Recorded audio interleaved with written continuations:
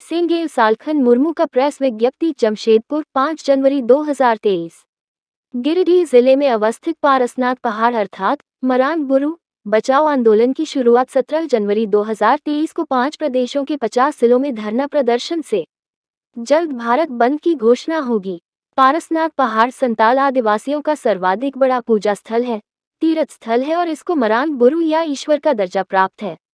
इसको जैन धर्मावलंबियों ने अनाधिकृत रूप से हथिया लिया है, कब्जा कर लिया है। अब इस पर नया विवाद शुरू हो गया है। भारत सरकार और झारखंड सरकार को मिल बैठकर अविलंब संताल आदिवासियों के सर्वाधिक बड़े तीर्थ स्थल को उन्हें पुनर्बहाल करना जरूरी है, अन्यथा यह भारत के आदिवासियों के ऊपर धार्मिक हमला और अन्याय का मामला बनता है।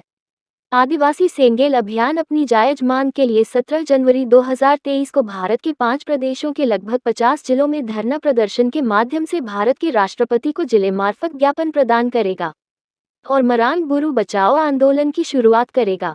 उसके बाद जल्द ही भारत बंद या अन्य प्रभावी आंदोलन की घोषणा करेगा। आदिवासी समाज के सभी सरना धर्मावलंबियों तथा संगठनों से इसमें सहयोग करने की अपील करता है। दो सरना धर्म प्रकृति धर्म कोड की मांग जायज है, संवैधानिक है।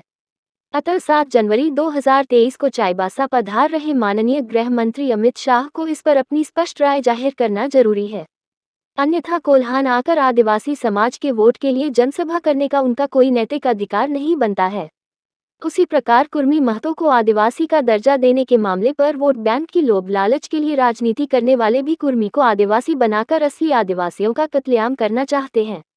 इस सवाल पर भी माननीय अमित शाह जी को अपना स्टैंड क्लियर करना जरूरी है। उम्मीद है अमित शाह जी आदिवासियों के ज्वलंत मुद्दों और चिंताओं को समझेंगे और उसका सम्मान करेंगे, अन्यथा उनका चाईबासा प्रवास बेकार साबित हो सकता है। सालखन मुर्मू, पूर्व सांसद, राष्ट्रीय अध्यक्ष, सेंगेल।